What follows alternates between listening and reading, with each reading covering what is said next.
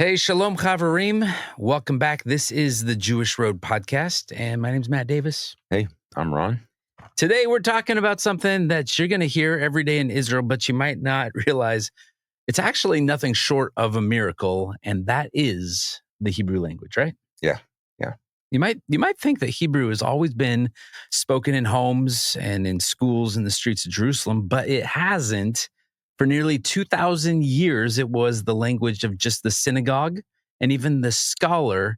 It was holy, but it was silent in everyday life. Yeah. And then all of a sudden in our lifetime, against all odds, it came back to life, right? It sounds like the typical Jewish story, right? Like it looks like it's dead and gone and not coming back. And that's just how God works, right? So today we on the podcast are going to be joined by a friend and Hebrew teacher. Her name is Melissa Briggs, and she's going to talk about not just 5 Hebrew words that every Christian should know, but also we want to just start this off by giving you the incredible story of how Hebrew went from a sacred silence to a living, breathing, and national language once again. When did this all kind of stop, essentially?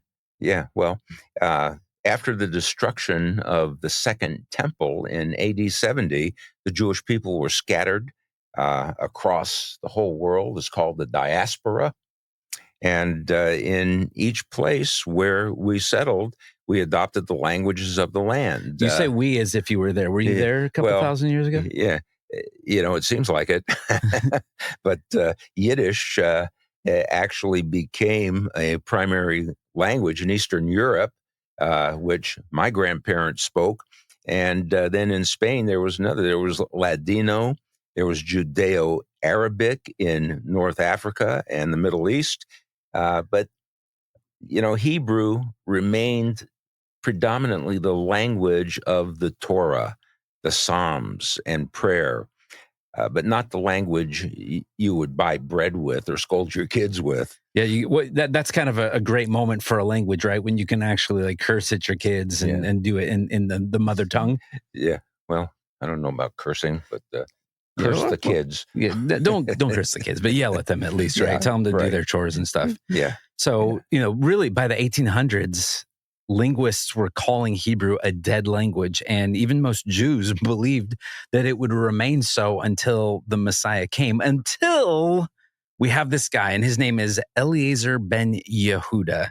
And he's a young guy, a Jewish guy from Belarus. And one day as a teenager in yeshiva, this is a Jewish class where you would go to learn the Torah and everything else as a Jew, he stumbles upon a Hebrew translation of Robinson Crusoe. Of all things. Of all things, yeah. So it's interesting. He picks it up, and this is what he says about Robinson Crusoe. He says, "Since the first glance at a Hebrew Robinson Crusoe, I fell in love with the Hebrew tongue as a living language. And this love was a great and all-consuming fire that the torrent of life could not extinguish." And really from that moment, he became convinced for the Jewish people to return to the land, they must return to the language. So in 1881, so that's just after your birthday. Yeah. In 1881, he and his wife, they made Aliyah to what was Ottoman Palestine. So that's the land that we know as Israel today was called Palestine there until 1948, but controlled by the Ottoman Turks. And that's when they made Aliyah, 1881, and they made it a thing. They said, we are only going to speak Hebrew in our home. Yeah, it was actually October 13th of 1881. Oh. And, his commitment to this wasn't really popular. The Orthodox community accused him of desecrating a holy language by using it to talk about ordinary things, and so the Hebrew of the Bible didn't have certain words, like, for example, bicycle or ice cream. iPhone. No, those weren't around in 1881, huh? Boy. Yeah. Boy, oh boy. So what did he do about that? Well, how do you solve that problem? He began inventing those words, pulling, from ancient roots, Arabic loan words, and borrowing it from that, and just his own sheer creativity. and thousands of new words all of a sudden entered into this Hebrew lexicon. Now, a lot of this is recorded. There's a fantastic book you got to read. It's called The Tongue of the Prophets by Eliezer Ben Yehuda. And one of my favorite stories is about Ben Yehuda's son. His name is Itamar. And he's the first native modern Hebrew speaker in nearly 2,000 years. And the story goes that one day Itamar, he comes home from school beaten up. And for any father, that's heartbreaking, right? You don't want your kid to get beat up. But when Ben Yehuda asked what happened, Itamar told him that the other boys had cursed him, but in Hebrew. And Ben Yehuda smiled and said, "They cursed you in Hebrew," he asked, and then the revival has begun. And so it wasn't just in the synagogue anymore. It was even in the schoolyard and on the lips of the next generation. Yeah, just amazing. And, you fast forward just a little bit over a century, and Hebrew is now the mother tongue of more than 9 million people. It's not a dead language anymore. It's been revived to a full national use. And this is Ezekiel 37's dry bones vision playing out, isn't it? God is restoring not just the body of a nation, but its actual breath and its voice that comes from that breath. So, it's just like Isaiah 66 and verse 8 says, "Can a nation be born in a day?" That happened politically in 1948, but culturally, it was happening just decades earlier as Hebrew is returning to daily life in Israel. And we look forward to, there is a day that is coming where the nation of Israel will be reborn in a day, and they will see their Messiah, and they will say, not just in English like our Bibles say, but they will say, "Baruch haba b'shem Adonai." Yeah. Blessed is he who comes in the name of the Lord, in that mother tongue, in Hebrew. Yeah. I think Isaiah's prophecy in chapter 66 actually gets fulfilled twice here. Yep. So when you learn Hebrew, you're not just doing a Bible study exercise. And by the way, our Hebrew language, like, we can read the letters. We know a lot of biblical Hebrew. We are not Hebrew experts by any stretch. Mm-hmm. When in Israel, we can get a piece of pizza and get to the bathroom. But, as far, and sometimes I know what the tour guides and the bus drivers are saying about us behind our backs. But when you're doing this, you're stepping into the same syllables and the sounds that the prophets actually used, that they wrote. It's amazing when the Dead Sea Scrolls get found and they find these scrolls and they're written there in Hebrew, that the modern people today in Israel, they could read it. Yeah. And what's interesting? I have letters that my mom had that after Bubby and Zadie passed away, we have letters from our relatives who were in Eastern Europe in the old country, written in Yiddish, but the handwriting in Yiddish is Hebrew. Yeah, that's cool. Yeah. We got to pull those out. So every conversation on the streets of Tel Aviv, every child in Jerusalem learning their Aleph Bet, not alphabet, Aleph Bet, is a living reminder that God is a God who keeps his promises. So all that to say, this is a little bit of an intro, and we are about to have a conversation with Melissa Briggs, and she teaches Hebrew, and she's going to give us just 5 Hebrew words. There's a lot of Hebrew words, and if you're trying to learn Hebrew, it's a little bit better because there's only 22 letters, and you don't have the 26 of English, but she's going to walk us through. There are some words that show up in the biblical narrative in Hebrew that we believe that you as our audience would be blessed to know. And so sit back, relax, as we bring on our friend, Melissa Briggs. Yeah. Here we go.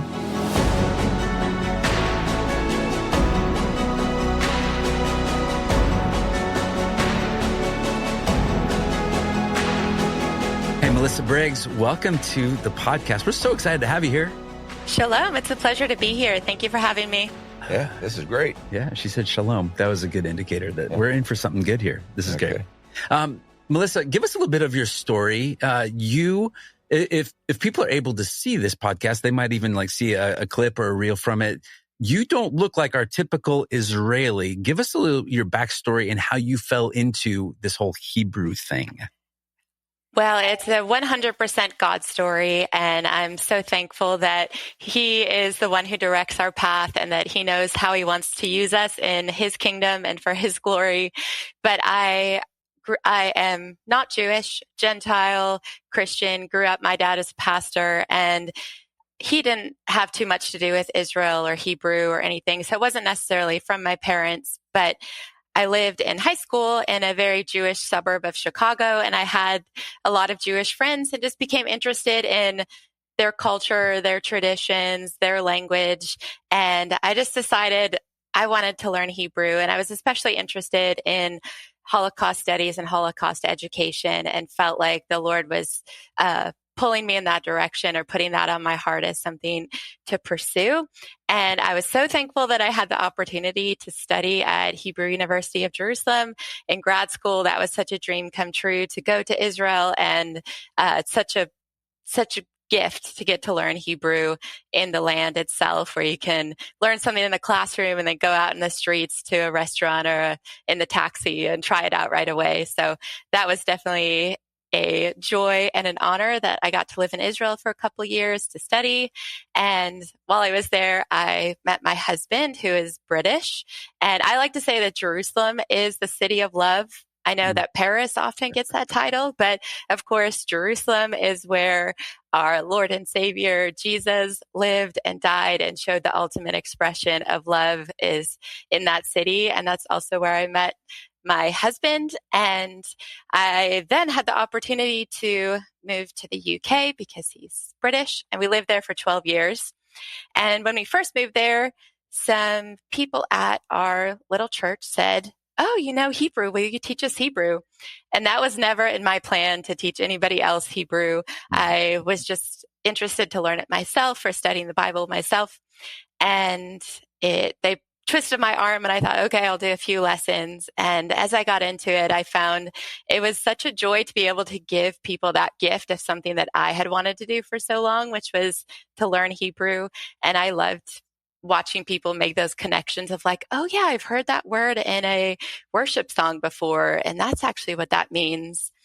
And I don't know how much time you have for the backstory, but Hebrew has been such a blessing in my own life. I always tell people that the good news is even better news than most people realize, because all these words in the scriptures, all these huge themes, all these key ideas and words that we see, they mean something even better, even richer, even more powerful, even more beautiful than they do in the English language. A lot of times the English version of the word is kind of watered down, or we have taken our own modern Western ideas about this word and put it on top of the biblical idea. And it is such a gift to strip those back and look at what is the original intent of this word. What was God trying to say to us about who He is, how He feels about us, what He wants from us? And it's a topic I'm very passionate about, as I hope you can tell. Yeah, love it. Yeah. Oh, that's great. Yeah. The actual meanings and sense of the words, when you look at the Hebrew, like you say, it's sometimes very different than what is the direction that the English is taking you. Yeah. Absolutely. I find that over and over again, that often we have a certain idea about a certain word, and when we go back to the original meaning, it's a little bit different, and that means something different, and usually almost always something better for our walk with the Lord. I'll give you a funny British American example of how, and this is the kind of thing that can happen in the Bible too, is we can think that we know what a word means because we know this word in our own language. So there was a time that we were staying with a British couple. They were hosting us, and they said, okay, when you guys get up in the morning, just help yourself to anything in the fridge. I was a newlywed. I was still learning some of these British funny sayings. And so I woke up and I made myself some toast. There was a little bit of jam in the fridge, which I call jelly. And I put that on my toast. And then our hostess came home, and I said, I hope you don't mind, but I finished up the jelly in the fridge. And she looked at me with the wildest, biggest eyes I've ever seen. She said, "You finished the jelly?" And I was like, "Yeah, it wasn't that much." I was like feeling bad, like maybe she had wanted it. Oh, no. But when she heard jelly, that is what British people call Jello. And in her fridge, she was having a party that evening. She had the biggest punch bowl full of Jello. The whole thing. She thought I had eaten 16 servings of gelatin for breakfast. And so she was so confused. And I tried to make it better by saying, "Yeah, it wasn't that much. I put it on my toast." And she's like, "You put it on your toast? Like, who is this American lady that's putting gelatin on their toast for breakfast?" And thankfully about then my husband swooped in and overheard a bit, and he's like, "Melissa ate the jam. She finished the jam." And the lady looked so relieved that I wasn't scarfing down 16 servings of Jello for breakfast. But it can be a little bit like that in the Bible. We can learn words, or we can read a word like the word hope, which is the biblical word tikva, in where we find it in the Tanakh. And we can think that we know what that means, because in our culture, hope means wishful thinking, optimistic thinking. That would be nice if that thing happened, but there's no guarantee it's going to happen. Right. But this biblical word, what it is telling us is that we should be waiting expectantly for a guaranteed outcome. And that is so different. It's so different than just saying, "Oh, I hope that we can have pizza tomorrow night," or "I hope this person comes to the party. I hope it doesn't rain." It's really just a nicety, a nice thought. And we can brush over this word hope in the Bible, just thinking, "Oh yeah, it's good to be optimistic."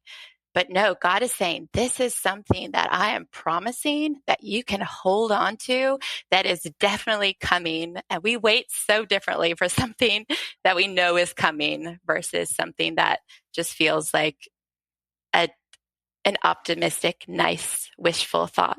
Yeah, it's long range. It's looking forward, and it's embodied, I think, in the national song for Israel, in Hatikva.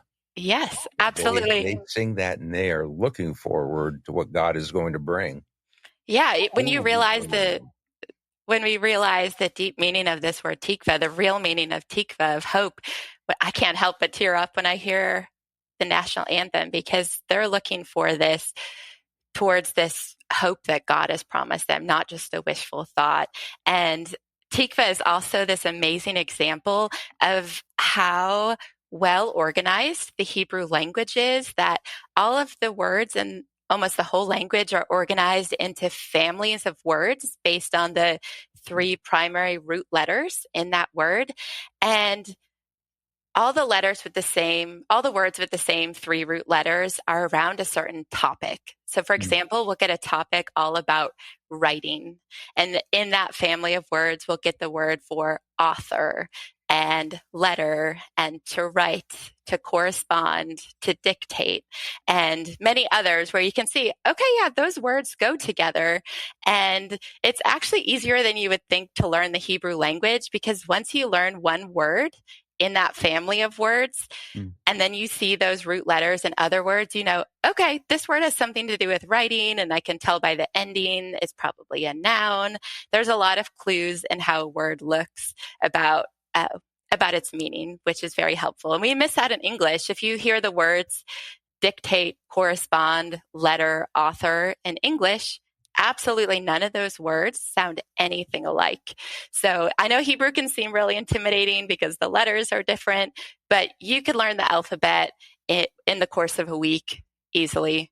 And then you're at a level playing field. The vocabulary, there's a much smaller pool of vocabulary in Hebrew than you have in the English language, for example. And that means that a single word is used, has a really rich meaning. A lot of times it will take 5, 10, 15 English words to fully sum up what this one English word means, which is why sometimes this word tikva gets translated as waiting. Sometimes it gets translated as hope or expectant waiting. And where I was going with the talking about the root letters is that when you come across a word in the Bible, it's meant to remind you of that whole family of words, the whole topic of words. And what I love about the language is that a lot of times you will get a picture within that family of words that helps you understand the abstract ideas, the abstract words in that same family. So a great example of this is tikva. That means hope. And if I asked you, as primarily English speakers, to draw the word hope, what would you draw? Oh boy. What do you got? A bowl of chicken soup? Would you? Yeah. Great meal. Yeah. Hope. Or, I think I'm looking at like the dawning, the sun rising. It's coming up, right? There's hope in a new day. I like that. That's good.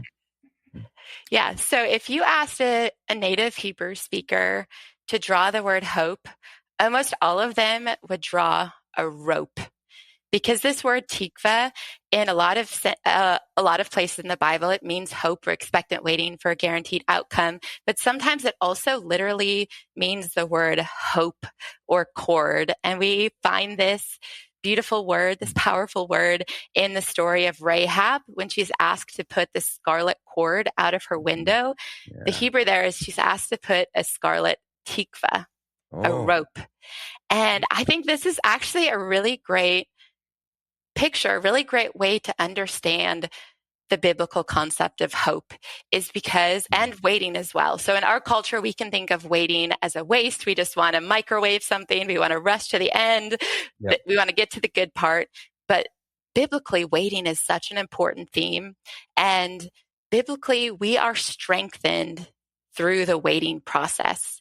You can't rush to the end, or it's not gonna go well for you. If you think of a farmer who's growing strawberries, you can't pick that strawberry too early, or it's not going to be nutritious and delicious. If you pick it while it's still tiny and green, you're not getting the best out of it. The waiting process is useful. It has its purpose. It's strengthening. It's preparing, and the verb that's connected to tikva is the Hebrew verb kavah, which means to hope or wait expectantly, but also to make a rope by slowly twisting threads together in a strengthening process. And that's what, when we're waiting on the Lord for his promises, he is slowly building strength into us. And I love the picture of a rope and being connected to the Lord. It's actually strengthening our connection to the Lord. It's getting stronger and stronger each day that we're waiting on him expectantly. And it reminds me actually of Proverbs 23:18, which says, surely there is a future and your tikva will not be cut off. Mm-hmm. And that's sorry, go ahead. I was just going to say, as you're explaining all of this, tell me if I'm wrong, that the word itself just creates a whole aura surrounding a person of emotional expectation. And, maybe that's why Jewish people are so emotional, but it's embedded in the language. Yes, that's it. It makes sense. It's not easy to wait. It's not easy to have to be in that process. And like the Lord never promised that the waiting would be easy, but he is ultimately our hope. It says in Psalm 71:5, for you are my tikva, my hope, O Lord God. You are my trust from my youth. And it is so powerful to wait on him. A lot of us know Isaiah 40 verse 31a that says, but they that hope, wait expectantly upon the Lord shall renew their strength. That's that verb form of tikva there. And it's not just this, I don't know, hope in English just feels so vague. It just feels like, okay, yeah, I'll be positive about it. But that's not what the Lord's asking us to do. He wants us to make him our tikva. He wants us to be connected to him. He wants us to be waiting on him. He wants us to know his promises, to know his word, so he knows what we should be expectantly waiting for. Yeah. Hope in the Hebrew sense is more expectation rather than in the English sense connected a lot of times with fear. Yes. It's like, I hope so. That's very true. And that's another one of the words I wanted to talk about is the word for fear. And it's jumping down the list a little bit of what I gave No, you. that's good. That's good. Go for it. Okay, so this word is one of my favorite to talk about because I know that learning Hebrew can sound like it would be just so scholarly or academic. You know, if you're not learning it as your native language as a young child, it feels like a very scholarly thing to do. But I have found that Hebrew has had the most practical application in my walk with the Lord.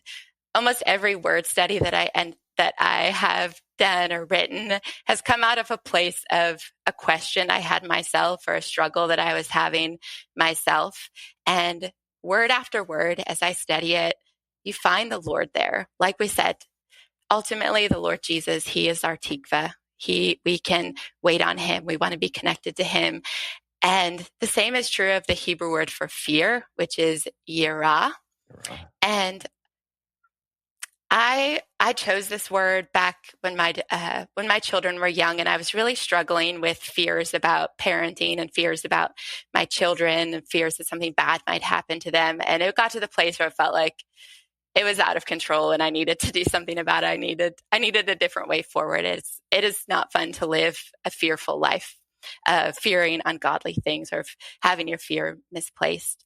And so I thought, I'm going to do a Hebrew word study. I want to understand what the Bible's saying about fear. And I actually thought that I was going to find two different Hebrew words for fear. I thought I would find one that is, you know, fearing spiders, fearing dogs, fearing enclosed spaces, fearing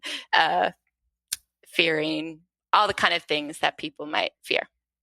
And then a different word about a reverent awe for the Lord. You know, there's all these verses about fearing the Lord. And I actually anticipated that was going to be two different root words, two different families, because to me, those seemed so different. And I was surprised when I found that it was the same word. And I spent a long time reading through all the verses I could find where it said yirah, just like, Lord, what is this? Why are these the same? And as I was reading over the scriptures, I realized how many times it says, you shall fear only the Lord your God. Or Isaiah 8, where it says, I'm paraphrasing this, but don't fear as the world fears, but the Lord your God should be your fear. And I realized that the Lord wasn't asking me to completely rid myself of all fear. It was more about where my fear was being placed. So our fear, the Lord is the one who is the most powerful. If we have any ungodly fears or any fears in our life, it's because we recognize that this thing is bigger than me and or out of my control. And it is good that we realize that we are not all powerful, that there are things out of our control, that there are things that are bigger than us. But it's what we do with that. And when we compare any other fear, any other thing to the Lord, He is in control of everything. He is bigger than everything. And the Bible is consistently telling us that He alone is worthy of our fear, that He wants us to direct our fear towards Him. And Ron and Matt, I cannot tell you how life-changing this has been for me. Like this is my testimony. This is my story, is that this biblical principle, which this Hebrew word yirah led me to, that I get to choose where to place my fear. Like maybe I come across something that is scary. I don't know what's going to happen in this scenario.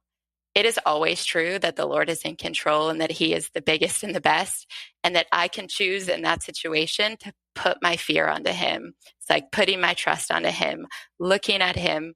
And I do this all the time. I say, Lord, I give this fear about this situation over to You. If there's something practical I'm supposed to do to keep my kids safe or whatever, I just pray You'd prompt me to do that. Otherwise, I'm going to leave this with You. And that has been so life-giving, so freeing. It's like your yirah is where your tikva is. There we go. Yes, I love that. Yeah, He is supposed to be our fear. He is supposed to be our tikva, our yirah, and our tikva. And this is such a beautiful principle that when our fear is placed on the wrong things, we all know that ungodly fears, they fester, they grow like weeds, they make our world smaller and smaller. But when the Lord, who rightfully deserves our fear, is getting our fear, it brings such beauty, such such tikva, such goodness into our life. And we could spend the next hour reading through verses that prove that point. I'll read a couple of them. Proverbs 9:10 says, "The yirah of the Lord is the beginning of wisdom." Proverbs 19:23, "The yirah of the Lord leads to life, and he who has it rests satisfied, untouched by evil." It says in Proverbs 14:26, "In the yirah of the Lord there is strong confidence, and his children will have refuge." And so many things like that, that it brings such beauty, such protection, such goodness when we can keep rightly placing our fear where it belongs, onto the Almighty God. And it seems like there's such a counterbalance, right? Because fear feels weak and fear feels small. But like even in Proverbs 19, the yirah of the Lord leads to life, and he who has it rests, right? Like if you have fear of everything else in your life, you have no rest and you're not satisfied, right? And our fear is that we're going to be touched by evil. So it really does set you up in this place. And so that it's a beautiful thing, because if you can actually just say a word, and we have to understand the power of words, and what you're bringing to us is the power of Hebrew words. But you can say something and it immediately is going to take you to a place. It's going to take you to a memory. And so when you actually do this and expand it, it's changing how we read the Bible, but not just as a cognitive assent, but it's changing how we relate to God. And if the word of God is inspired by God, then this is his message to us. And what better way to really dig in and understand what he's trying to say by understanding the root of what he was trying to say with that. There's another word, and I've heard this word before. I just got to say something. You just got to say something. This is how it goes. All right. Yeah, go ahead. Well, it's like we've talked about just two words here, but they're complementary to each other. Yeah. So you have, you have the hope, you have the reverence for God, which is embedded in the hope, and the hope, which is embedded in the reverence that you have for the Lord. Yeah. Well, and essentially what we're doing here, this is a word study, right? And so as a Christian, I think what we do is we do Bible studies, and we read through passages, and we come up with 3 points, and we try to apply it to our life. But there's so much fruit that comes out of even just a word study. And we'll get to this, because I want to give people like even a couple of tools of like, how do you actually do this? Like if you have curiosity about a word, where can you go to be able to start digging? And, when you said like, well, I have fear and I just want to do a word study on the word fear, I don't think that the church has set us up to actually do that. We just listen to a guy up in the front, behind the pulpit, who has done the research, and he tells us, but we didn't really know, like, how did he get there? How did he find all of that out? So anyway, can I ask my next question? I want permission. Gay of that. Okay. Thank you. You have another word here. And the word is ezer. And I've seen this in a couple of places, but I want to hear, because there's more to this word than I think. And I can't wait to hear what you have to say about it. So what is this word ezer? And maybe you'll actually see that there's a connection between all of the words together. All right. I think you will. Well, I think you will, Ron. For sure. So this is another word that came out of a place in my life of like, Lord, I need your help. And I don't know about you, but the kind of church background, or the kind of background I grew up in, there was a sense that, yes, trusting in the Lord Jesus for your salvation is essential. But then I don't know if this was said explicitly or just what I took in, but then I felt a lot of responsibility myself to manage all these blessings God had given me, and to do the right thing, and to know the right thing to do. And maybe it was my personality, but I just felt like, wow, I really want to please God. I really want to do all the right things. I feel like he must be disappointed with me if I'm not able to juggle all the things and do all the charity work and be a great friend and everything to everybody. And this little word, again, it brought me so much freedom and so much hope, because in our culture, we can really glorify or make it seem like being independent is the end all and be all. You want to pull yourself up by your bootstraps. You want to be able to do it all. You want to be able to handle it all. And I don't know, when I was a teenager, there was that song, Little Miss Independent. And it seemed like, yeah, it's a sign of weakness to need to ask for help, is what our culture is telling us. But that is not what the Bible is telling us. The Bible over and over again is saying that the Lord himself wants to be our help, that he wants us to realize our weakness, our neediness, our sinfulness, our absolute complete need for him. And when we're not realizing it, that's actually where we get ourselves into trouble with striving and with pride and things like that. And this word was so freeing to realize that I could ask the Lord for help. And maybe that looked like wisdom, like asking him for wisdom, what to do in a certain situation. Maybe it just looked like, he could answer that prayer in lots of creative ways, and that he wasn't disappointed in me if I needed to ask for help. And again, a lot of times these words have made me realize the vast difference between what our culture teaches and glorifies and points us towards versus what the Bible is pointing us towards. God absolutely wants you to ask him for help. He is not mad when you do it. He is not disappointed when you do it. You're not meant to figure everything out by yourself. You're not meant to live your life alone. You are meant to live it on independency on the Lord, and in community with your fellow believers. And that is when he's, that really pleases him. That really blesses him. He wants that for you. And Psalm 54:4 is a great example of this. Surely God is my Ezer. The Lord is the one who sustains me. Boy, the whole idea of all of this Hebrew is really, when you look at it, it is the direction for you to live your life. Yes, I have found that too. Exactly. It has been such a practical help in my real walk with God. Like, this is not just a theoretical, something to talk about. This is real life, and this is who God really is and what he really wants for us and from us. And going back to the example I gave with tikva, and how tikva means hope, expectant hope, but it also means a rope or a cord. Ezer is from this really beautiful family of words that means to help, to assist, or to surround. And we get another closely related noun, which is azara, which means an enclosure. And I'm quite a visual person when it comes to thinking about the Lord and like understanding things in the Bible. And this really helped me, like moments where I felt such overwhelm, which is easy to do as parents, and we're foster parents. So it's like parent stress multiplied. That, okay, when I ask the Lord for help, he is happy about it. He's not disappointed. And he's not giving me instruction from far off, but rather he surrounds me like an enclosure. And I just love to picture that. When I'm asking the Lord for help, he is near to me, and he is pleased that I'm asking for help, and that he wants to help me. And he is surrounding me as an enclosure before and behind. And it's such a place of safety and security and comfort. Every single word you've been talking about is centered and focused on God and his glory.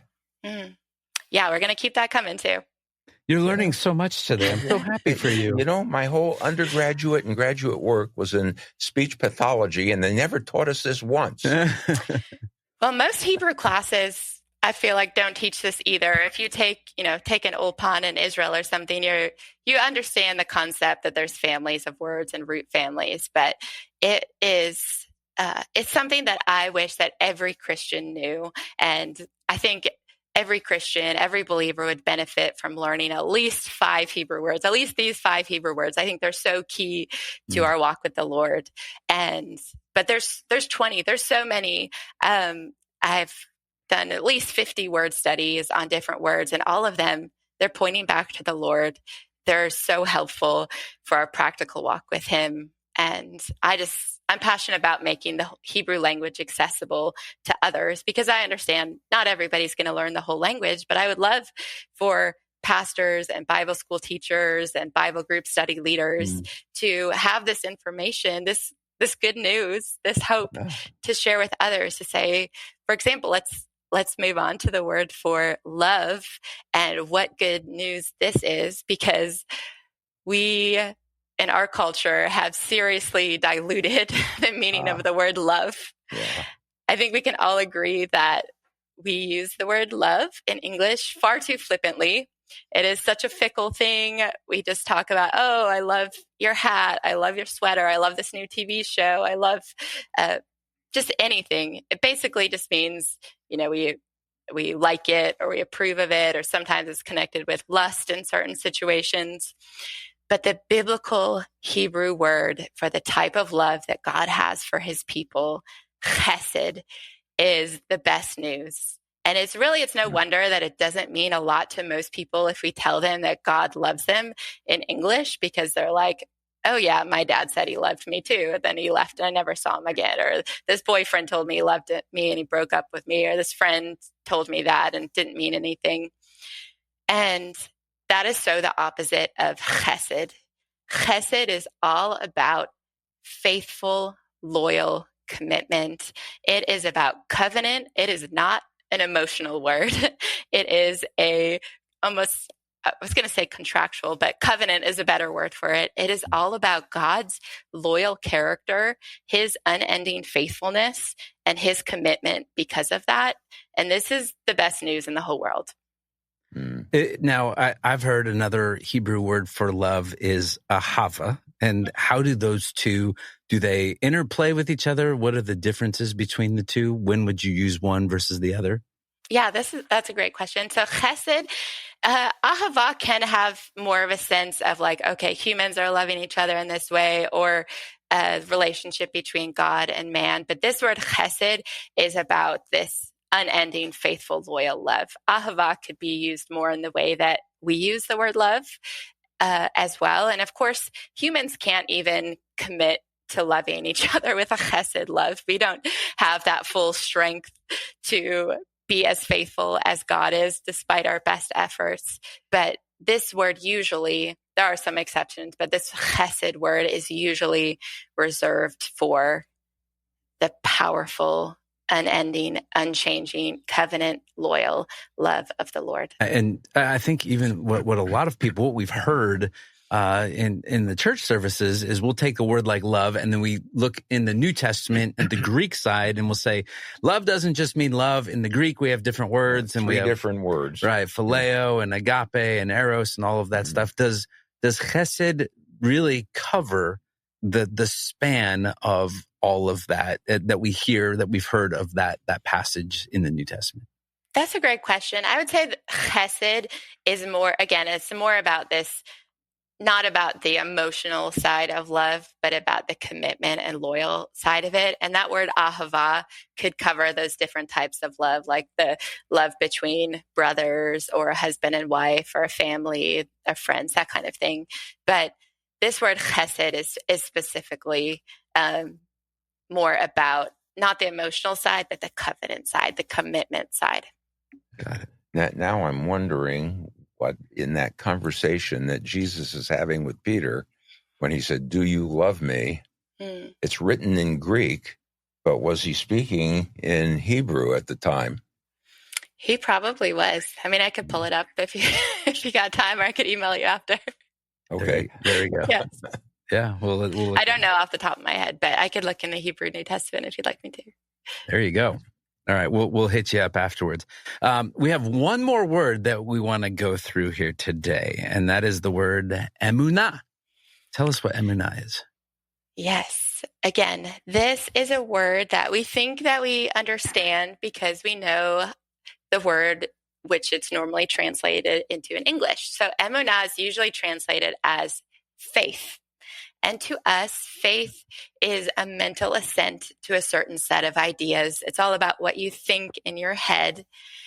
But I find this so much in Hebrew that the biblical word, the Hebrew word, is so much more active than our modern English Western equivalent. This happens in a lot of cases. And really, I think it's because of the way that the Hebrew language is set up, with almost every word going back to a root verb, to an action.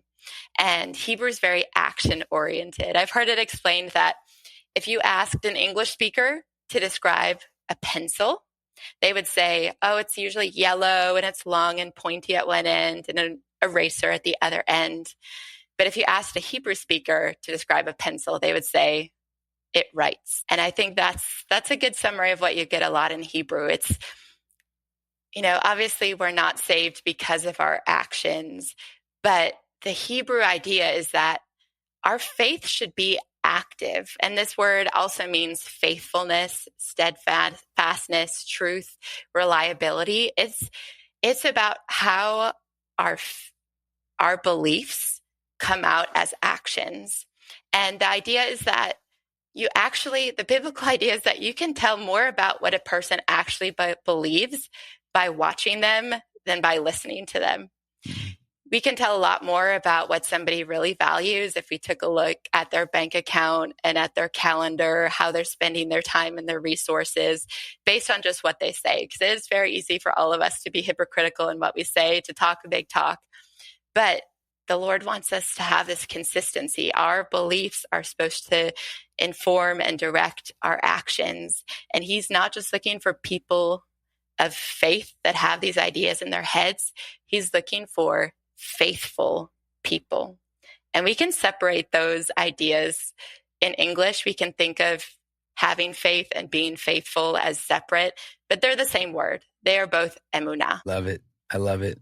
The call for us is to go deeper, right? We want people to go deeper into the word, but again, not a theological assent, but that this is actually drawing us closer in relationship to the Lord. And that's, whenever we've done word studies and you start to bring some of these things out, even just words as simple as shalom, how much is baked into this. And when you can start to look, one of the questions I started to ask earlier was, how do you actually do this? And I'm sure that the online community now there's lots of different offerings. There's Blue Letter Bible, but how, if I just read a word, I'm going through the Psalms and I see a word, I wonder what that means. And I don't have Melissa's cell phone on my phone. I can't text you right away and say, what does this mean?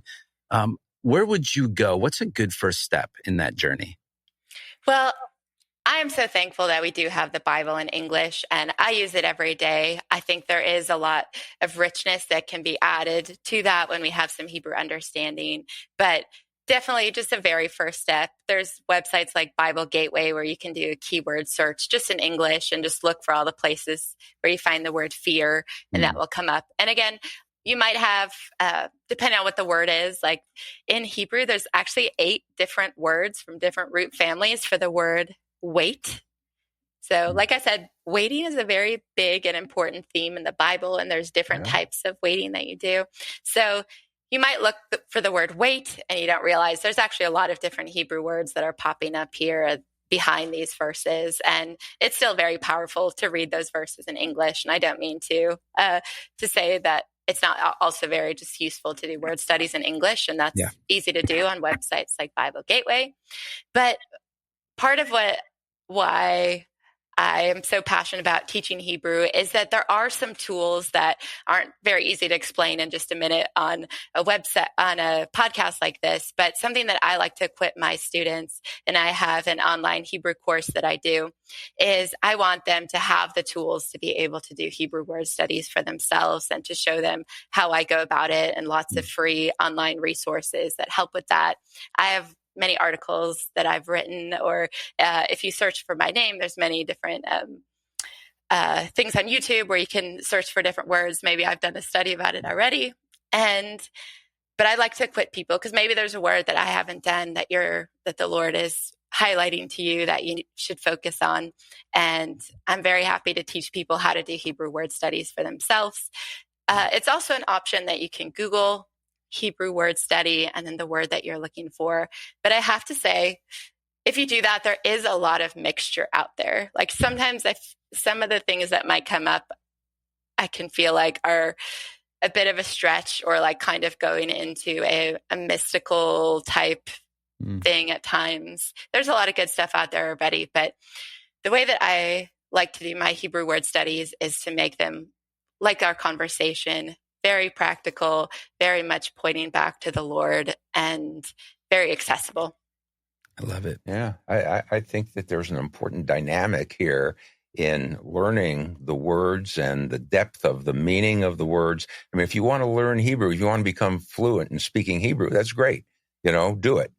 But there's something that is more, filling and broad, and kind of takes you to a different level of life by just tearing apart the words, like we just did with these 5 words here today, that if people would study them, it gives such depth to their own soul and their understanding of, who God is and who they are and what he requires. Yeah. Wouldn't you think? Yeah, I do think. And one of the big reasons we had you on here was, number one, we're selfish and we want to learn all of this for ourselves. But the second reason is that we do want to share you with our audience. And so you do teach Hebrew. We do not teach Hebrew. You don't want us to teach Hebrew. But what does that look like? Is this an online community? Is this one-on-one? Do you fly to people's houses and teach them Hebrew? How does all of this work, and how does our audience jump in and follow you? I've been teaching Hebrew since 2009, and I used to do my lessons in person, either groups or one-on-one. And then with COVID, a lot of that went to Zoom. And my husband and I are foster parents and have had some very busy seasons with fostering lately. And I felt like the Lord was prompting me to put my lessons onto a video course. I found myself sitting on lots of Zoom calls, one after the other, repeating the same things to new students and in a one-on-one lesson. And I realized if I could do these videos and make them more accessible to more people, and also then those people wouldn't have to wait to see what's convenient for my schedule. The lessons are already recorded. Mm-hmm. That's something a lot of feedback I had gotten from students in the past is that they had tried a video lesson or a book before, but then they got stuck somewhere and they felt like they didn't know anybody or have anybody they could ask to make sure they were understanding it correctly. And so I have this online course that you can start at any time. There's level 1 and level 2. I have a level 3 available as well. And it starts from the very beginning, and all of my lessons are a mixture of biblical and modern Hebrew taught together from a Christian perspective, because the Hebrew language is so fascinating. I know you talked in the intro about the revival of the language, but all of these words we've just talked about, we found them in the Bible, and then today people are using them in everyday conversation again. And there's so much overlap between biblical and modern Hebrew. So I find they're very complementary to teach together. Some of my students are more interested in the biblical side, some more in the modern side, but they very much complement each other as you go along. And I make myself available twice a month on Zoom for a live Q&A session that people can come on and ask me about the course or about a question from the Bible. If they can't join the live time, they can send in their question. I'll record it, they answer, and send it back to them. But there is a community feel if you want to get involved in the live Zoom Q&A sessions. But it's also very much something that people can do on their own time, at their own convenience. There's people that do it. I have one student that's in her late 80s and she's rocking it. I have families that are doing it as homeschool curriculum for their junior high students, who actually, the junior high, like the younger you are, a lot of times the quicker that you'll learn a language. So they have an advantage in that regard for sure. Right. Old dogs don't learn new tricks very quickly, right? Yes, but the course is accessible. It's online. It's got everything you need ready to go. But you can also come on for the Q&A time if you want as well. That's great. Yeah. Well, we are going to put the link up in the show notes, but if you don't know how to get to those, what's the actual website we go to get that? So if you go to explorehebrew.thinkific, that's THINKIFIC.com, explorehebrew.thinkific.com. And actually, if you use the coupon code ROAD70, that will give you $70 off the cost of the Hebrew course. Nice. We have our own discount code. Yeah. Isn't that cool? That's a deal. That's a deal. That's better than wholesale. Road $70 off the Hebrew course. Well, hey, this is good. Not only for everybody listening, but again, selfishly, this is good for us. And as people who want to understand what the Lord is saying and what is he communicating to us in these days, and how do we actually take this into our own lives personally? It's beautiful. So thank you for your work, your commitment, for sharing this with us and our audience today. Pretty cool. Yeah, it's great. You know, the revival of Hebrew wasn't an accident of history. This is the providential act of God, you know, in which he used people. So, yeah, Melissa, thanks for, you know, connecting all of the dots between Hebrew and the living God. You know, I mean, it's just terrific. And we say that, you know, you might as well learn Hebrew now because it will be the language of That's heaven, right. So you got to get a little head start and you'll get a little blessing while we're still here on earth, right? So I love that. Yeah. I love that. Thank you so much. It's been a pleasure to talk about the Lord and his word with you. Yep. Thank you, Melissa Briggs. Explore Hebrew. We say Sha'alu Shalom Yerushalayim. Pray for the peace Of Jerusalem. Shalom, shalom. Amen. Shalom.